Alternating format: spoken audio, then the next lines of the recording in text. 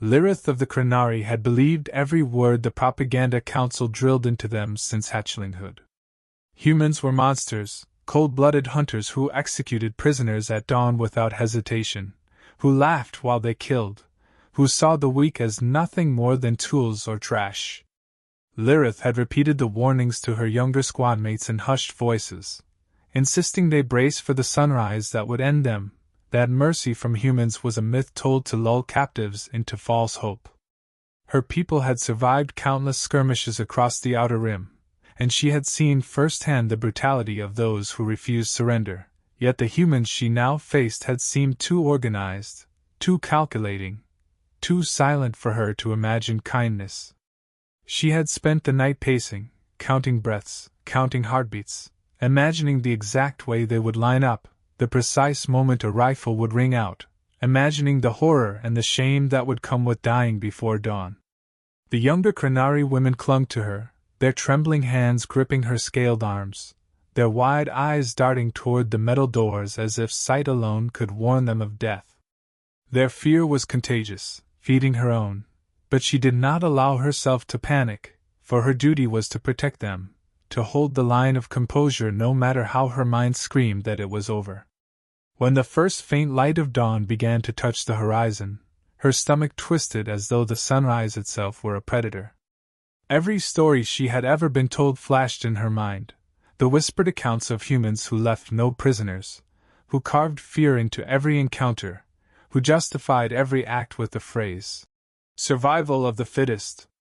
She braced, inhaling a lungful of rigid control and exhaling the trembling pulse of desperation, and then the door opened.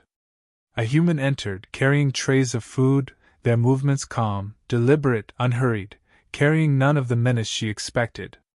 Lirith froze mid-breath, her pupils narrowing, every muscle ready to recoil or strike, her mind refusing to interpret the scene correctly. It had to be a trick. Perhaps poison, perhaps a delayed execution designed to make them eat before death.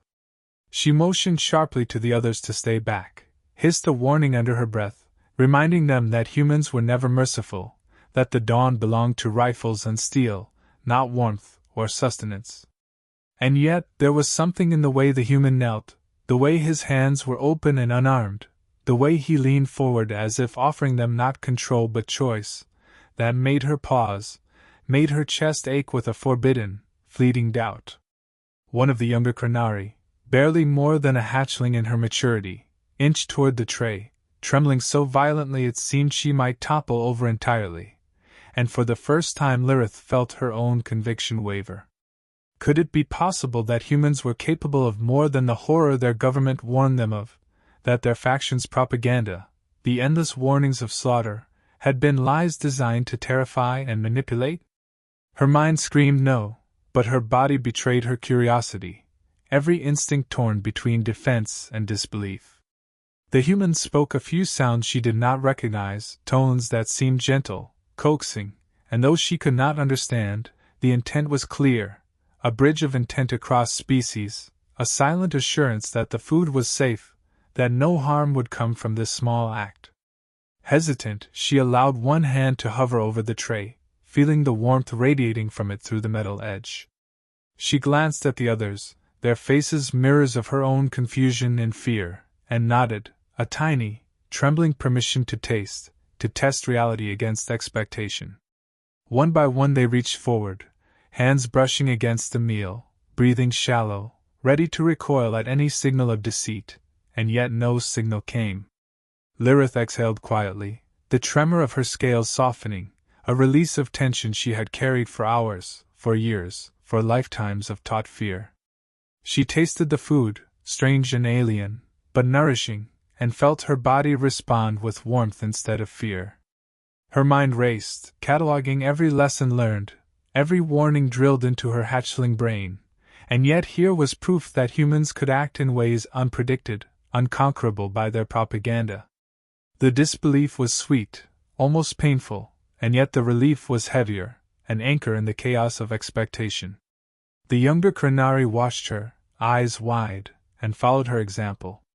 One of them laughed quietly, a sound of disbelief, a sound that did not belong in a cell prepared for death, and Lirith could not help but allow herself a fraction of a smile, a dangerous acknowledgment that perhaps the universe was not entirely cruel. The human remained still, patient, observing them without judgment, without expectation, without fear, and Lirith felt a strange recognition that this was an act of courage, perhaps greater than any battle she had ever survived. She wondered briefly what the soldiers around him thought, whether they understood the enormity of what he had done by simply choosing to feed those their people told them were monsters, and whether her own people, back home, would ever believe such a thing was possible. Her stomach, knotted tight from terror, loosened in ways that made her almost afraid, almost unsteady, and yet she clung to composure, knowing that any outward weakness might scare the younger ones back into panic. They ate slowly, cautiously, tasting warmth where they expected death, tasting the impossible, and every bite was a rebellion against everything the council had taught them, every swallow a quiet defiance of fear. Lirith felt her chest tighten with an emotion she did not have a name for, something between awe, relief, and rage against the lies she had been told, a complicated knot of feeling that left her dizzy and shaking. The trays emptied, and the humans stood, still without weapons, still unthreatening, still waiting, and for the first time in her life Lirith realized that the humans might not be monsters at all, or at least not the monsters the Propaganda Council had claimed. A strange warmth settled into her chest, an ember of trust and disbelief burning quietly alongside the fear, and she wondered how she would explain this when the sun rose fully, how she would teach the younger ones that some humans could be more dangerous in their compassion than in their violence. The dawn broke over the horizon, not as a harbinger of death, but as a tentative promise, fragile and improbable, and Lirith held her sisters close, tasting life where they had expected only the taste of finality, and for the first time since capture, she allowed herself to believe that perhaps survival was not the only possibility, that mercy could exist even in war, and that even a Krenari trained to anticipate betrayal could learn that hope was as real as fear, tangible and heavy in her claws, a force as unyielding as any weapon she had ever held. The dawn had barely broken when Lirith and the other Krenari women finished their tentative bites of the meal. Their minds were still tangled with disbelief, every nerve on high alert despite the warmth of food settling uneasily in their stomachs. They had expected death, and instead, they had received kindness. The younger ones whispered among themselves, hesitating over the edges of the trays, testing the reality of the moment as if touching it could confirm that it was not a trap. Lirith watched them carefully, her body tense, yet a strange, cautious relief threaded through her scales. The human who had brought the breakfast, Elias, remained outside the small cluster of prisoners, standing silently with hands folded, allowing them space to process what they had just experienced. His presence was calm, deliberate, a stark contrast to the terror that still hummed beneath the surface of her thoughts. For the first time since capture, the Krenari women felt a thread of connection to a human, a possibility that mercy might exist even in a species they had been taught to fear. Yet Lirith refused to let herself relax completely. Experience, survival, and the endless lessons of her people's propaganda council screamed that trust was dangerous, that even the gentlest hand could conceal lethal intent. She gestured for the younger ones to eat slowly, to take only what they needed, not to overindulge in case of trickery.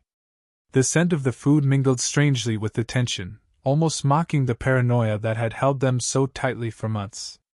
One of the younger Krenari, a hatchling named Tyra, dared to break the silence, her voice trembling as she asked a question in their guttural tongue, one that Lirith could only partially understand but whose meaning was unmistakable. "Why would they do this?" she whispered. The words hung in the air, heavy with fear, confusion, and a tiny spark of hope. Lirith's own throat tightened, and she struggled to answer honestly. There were no scripts for explaining human morality to a species raised to expect only violence. Elias, noticing the movement of their lips, said something softly in his own language, a sound that had no meaning to her ears but seemed infused with reassurance. Lirith shook her head, almost dismissively, signaling to the others not to take the words at face value, for understanding would come slowly, through observation and repeated experience, not a single statement. The hatchlings looked at her with wide, hopeful eyes, silently asking her to interpret, to give them certainty in a moment that offered none.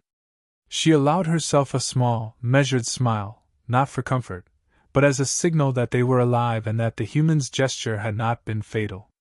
It was the smallest acknowledgement of hope, but in the tight coil of fear that gripped them, even a whisper of possibility could feel like salvation. Elias set another tray down, this one with water, and gestured once more, patient, steady, inviting them to drink.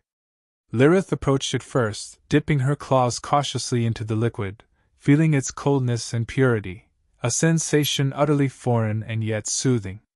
The younger Kranari followed, some hesitating, others bracing themselves, and the quiet act of drinking became a ritual of trust. She observed their reactions carefully, noting the flickers of surprise, the cautious relief, the tiny flicks of curiosity in their eyes. They were learning slowly that the humans were not monsters, at least not in the way their propaganda had painted them, and every small gesture was a brick laid in the foundation of something more fragile and enduring than fear, understanding. A sudden noise outside the cell drew Lirith's attention, a guard moving past with a heavy boot, but Elias remained in place, protective without aggression, a subtle signal that no harm would come if they stayed calm. Lirith's tail twitched with tension, but she also allowed herself a breath she had been holding since capture. The dawn that had threatened them with execution now bore the possibility of survival, and every careful, deliberate movement of the human reminded her that morality, courage, and compassion could exist even in war. As the prisoners began to eat in silence, the smallest sounds of whispered relief and quiet laughter threading through their fear, Lirith realized that this breakfast had done more than feed them. It had cracked the armor of terror that had encased them for months, revealing, for the first time, that mercy could be real, that survival did not have to be defined by violence, and that even a single human could alter everything they had been taught to believe about their enemy. The meal ended, trays emptied, yet the memory of this morning, improbable and fragile, would linger far longer than hunger ever had, a quiet revolution in the hearts of those who had expected death and found life instead. The first breakfast had changed something in Lirith, though she did not fully understand what. The seed of disbelief had taken root in her chest, twisting with fear and curiosity, and she found herself watching the humans more closely, observing their habits, their mannerisms, the way they carried themselves with calm purpose rather than aggression. Elias returned later that day, bringing fresh water and simple words, gestures he repeated patiently as if teaching them a new language without ever demanding comprehension.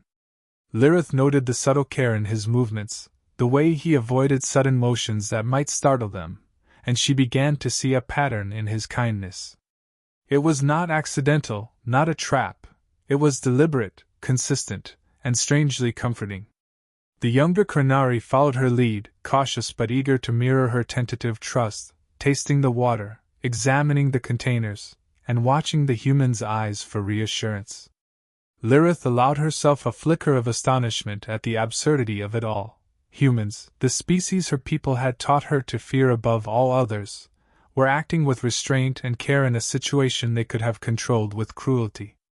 Over the next hours, the silence of the holding cell became a fragile bridge of communication. Lirith tried to teach the younger women to speak slowly, to articulate what they needed without panic, while Elias mimicked their movements, repeating sounds and gestures with patience that seemed limitless. He offered no judgment when they failed, no punishment for mistakes, only quiet repetition and steady presence. The alien women responded in kind, a mixture of fear and fascination, discovering in real time that their gestures could be understood, that their needs could be met without violence. Lirith observed the smallest details, the way he tilted his head, the way he waited for consent before approaching, the way he made himself smaller in their line of sight, all tactics foreign to a species that trained its young to assume threat in every interaction with a human. The walls of indoctrination that the Propaganda Council had built in her mind began to show cracks. She caught herself questioning what she had been taught. Were all humans monsters? Or had her people exaggerated, shaped reality to instill fear and obedience? Every act of care from Elias chipped away at the certainty that fear alone defined their interactions. Curiosity grew alongside caution. Lirith dared to ask questions, her tongue tripping over sounds meant to approximate the human words he had spoken. He responded with a few syllables she could not parse, but tone, emphasis, and patience carried meaning, and slowly, comprehension followed. She learned that humans ate with utensils, that they prized rest as much as effort, that small comforts were considered virtues even in war. She found herself wondering if their compassion was inherent, a trait she could neither quantify nor fully anticipate. The younger Krenari began to share snippets of their lives before capture, small stories of siblings, nests, and distant worlds, speaking hesitantly, testing Elias' reactions. Each smile, each patient nod, each subtle acknowledgement from the human reinforced the impossibility of the kindness they were experiencing. Lirith felt a swelling in her chest, a mixture of hope and guilt, recognizing that fear had ruled them for so long and that trust was terrifying precisely because it demanded surrender to something unknown. By midday, Lirith's mind had begun to entertain thoughts that had seemed impossible only hours earlier. Perhaps humans were not all monsters. Perhaps the Propaganda Council had lied to ensure obedience, to keep fear sharp and unyielding. Perhaps the universe contained exceptions, rare and improbable, where one individual could redefine the expectations of an entire species. She glanced at Elias, who crouched nearby, silent and watchful, and for the first time wondered if he comprehended the impact of his own simple acts. The alien women, previously tense, began to relax fractionally, sharing cautious glances, testing the air of safety that now permeated the cell. Lirith allowed herself a private, tiny thrill, the knowledge that they had survived the first dawn, and that survival had come not through cunning or violence, but through something entirely alien to her, deliberate, patient compassion. The rest of the day passed slowly, each gesture, each measured word, each careful movement reinforcing the impossible truth that humans could act with moral courage even in the context of war, and that sometimes the most powerful victories were not won on battlefields but in the quiet moments when fear was replaced with understanding. Lirith felt the weight of responsibility shift in her chest. She must teach the younger ones that trust, though terrifying, could also be the key to survival, and that the humans in front of them might be their first, fragile lesson in a universe wider and more unpredictable than any propaganda had ever warned. The calm that had settled over the holding cell since dawn was fragile, a delicate veneer that could shatter at the slightest provocation. Lirith sensed it before she even saw him, the commanding officer who had arrived unexpectedly that morning. His presence radiated authority and suspicion, and his eyes scanned the cell like a predator inspecting prey, calculating and unyielding. He barked orders sharply, demanding reports on the prisoners' behavior, their compliance, and their health, and Lirith felt the tight coil of fear constricting again in her chest. He had come with a single purpose: ensure that no trace of softness interfered with their treatment. He referred to them constantly as the enemy, each syllable a reminder of the way her people's propaganda had trained her to believe humans should behave. Yet she could not deny the relief that Elias had brought, the taste of life they had experienced at dawn, and the faint flicker of defiance stirred quietly within her. The tension between expectation and reality became a living thing, pressing in from all sides as the officer's gaze lingered on her, measuring, challenging. Elias, however, remained composed, the patience in his posture unbroken even under the commanding officer's scrutiny. Lirith noticed the subtle ways he positioned himself between the officer and the prisoners, a protective shield without aggression, a human demonstration of courage she could not have predicted. The officer's questions were sharp and interrogative, designed to provoke fear or misstep. "Why have you allowed these prisoners to remain calm?" he demanded. "Have they been given food beyond ration?" Have they been spoken to as equals? His voice was a whip of authority, and the youngest Kranari trembled under it, instinctively shrinking closer to Lirith. She felt the weight of responsibility pressing on her like never before, knowing that any mistake could trigger consequences far beyond a simple reprimand. And yet Elias answered evenly, carefully choosing words that were truthful without inviting blame. They are alive, he said simply, the statement carrying more courage than any weapon. They are healthy. That is all we are required to do. The officer's eyes narrowed, and Lirith felt a pulse of fear tighten in her chest, yet she could not look away from the quiet resolve in Elias' stance. It was a silent declaration that morality could persist even under orders that demanded cruelty. The day progressed with heightened scrutiny, every movement observed, every gesture interpreted. Lirith watched as Elias delivered water and food, repeating the gentle, deliberate motions that had begun to form the foundation of trust between the species. The alien women hesitated as always, measuring, calculating, reading the human's intent. But the commanding officer's presence made each choice heavier, each step a potential miscalculation with consequences beyond imagination. Lirith realized that the simple acts which had brought warmth and relief at dawn were now acts of risk. She felt a swelling of pride for Elias, who carried the weight of not only their survival but the preservation of the fragile humanity she had begun to see. She wondered if her people would ever understand the significance of such restraint, if the acts of one individual could alter the assumptions drilled into her mind for decades. Midday brought the most difficult test yet. Rumors spread that the prisoners would be relocated, moved to a different holding area under harsher supervision. The Kranari interpreted it as an escalation, a step closer to the execution they had feared, and panic flickered in their eyes. Lirith took them aside, hissing quiet instructions, reminding them to stay calm, to follow her lead. Elias approached again, eyes locking briefly with hers, a silent acknowledgement of the danger, the need for care. Lirith could see the human assessing the risk, calculating the best way to protect them without defying orders openly. It was an intricate dance of courage, trust, and restraint, and she felt a pulse of admiration she had never allowed herself to acknowledge for any human before. When the officers approached to escort them to the transport, Elias quietly stepped forward, placing himself between the guards and the prisoners, speaking firmly but without aggression. He invoked the regulations governing prisoners, citing rules and procedures, ensuring that any violation would be noticed and held accountable.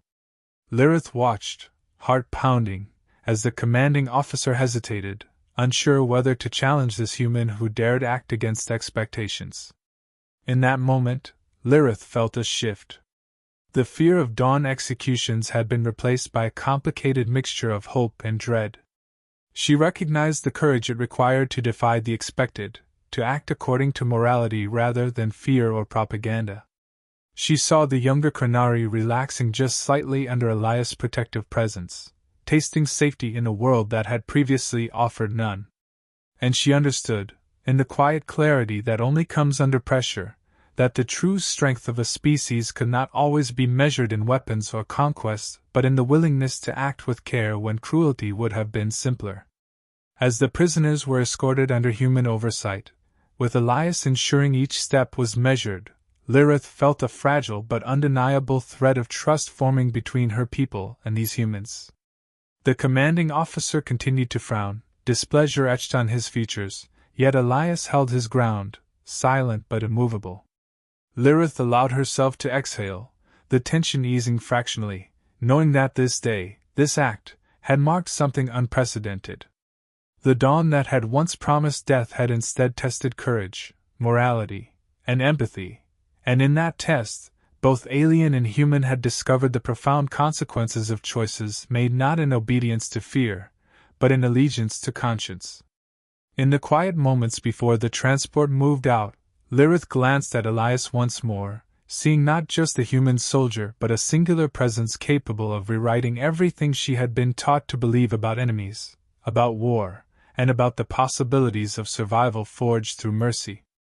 And for the first time since her capture, she allowed herself to hope that dawn need not bring death, that acts of courage could transcend species, and that life, even in the shadow of fear, might still be possible. The morning of the final transport arrived with a weight unlike any Lirith had felt since her capture. The Krenari women gathered quietly, tense but alive, each sensing the significance of the day even if they could not yet name it. The rumors had reached them. A diplomatic decision had been made to protect prisoners, to treat them as beings deserving of life rather than pawns to be executed. Liritha's mind churned with cautious hope, tempered by years of fear and indoctrination. Could humans truly be capable of such consistency, of honoring life even when power allowed them to destroy it? She studied Elias as he approached the cell, his calm presence as deliberate as ever, carrying the same trays and quiet gestures that had sustained them since dawn on the first day. But today, the gestures carried a different weight, a sense of finality and resolution that made her chest tighten with an unfamiliar mixture of relief and apprehension. The alien women hesitated at the threshold, instinctively measuring the distance between them and the humans, a ritual born of survival instincts honed by propaganda and experience. Lirith led them forward, signaling subtly that it was safe, that the humans' intent had remained consistent, and that the opportunity for trust was not fleeting.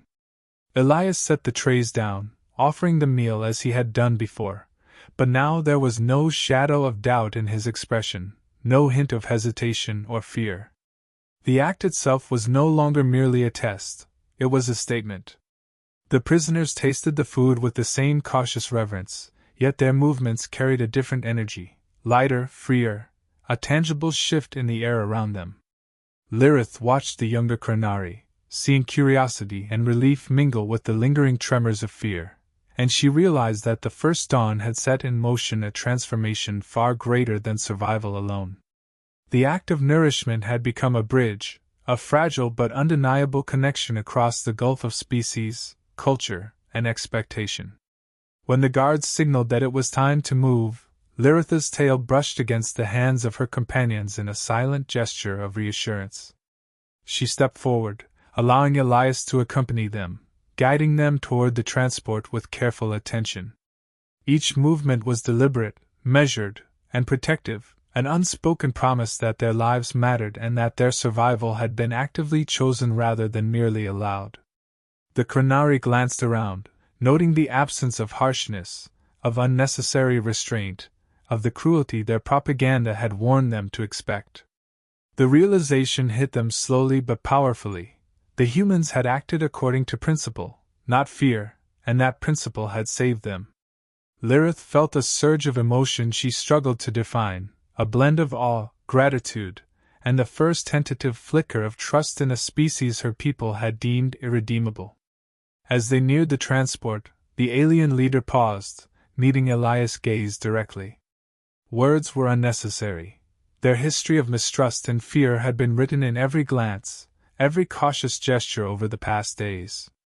She spoke in her guttural tongue, her voice low but clear, the meaning unmistakable. "We awaited death from you. Instead, you gave us life. You showed us who humans are." Elias inclined his head slightly, a quiet acknowledgement, the smallest recognition that their connection had been mutual, fragile, and transformative. The younger Krenari followed her lead, offering gestures of gratitude and tentative smiles still awkward but sincere. Lirith felt a lump in her throat, realizing that the seeds of understanding, once planted in fear and doubt, had taken root. The transport doors opened, and the prisoners moved inside, each step monitored yet unharmed, each motion a testament to the possibility of morality persisting even in war. Elias remained beside them until the last Krenari had stepped safely inside, then stepped back, watching as the vehicle departed, carrying with it lives preserved not by force but by deliberate kindness. Lirith lingered at the threshold, her chest heavy with unspent emotion, her mind replaying the events of the past dawns, the lessons etched into every small gesture of patience, every act of courage, every moment of compassion. She allowed herself to exhale fully, the tension unraveling slowly as she accepted the improbable truth. Humans could be more than the monsters her people had taught her to fear. The dawn that had once promised death had instead offered life, and in that offering, the Krenari had glimpsed the profound power of empathy, courage, and morality carried through action. As the sun climbed higher over the horizon, Lilith turned to the younger women, offering a gesture of reassurance and quiet pride. They were safe, for now, and they had learned something essential: that survival could be found in unexpected forms, that kindness could wield strength greater than fear or violence, and that even across the divide of species and war, connection was possible. The first rays of full light reflected in her eyes, and she allowed herself the smallest, unguarded smile, knowing that the memory of this morning, improbable and transformative, would remain with them forever.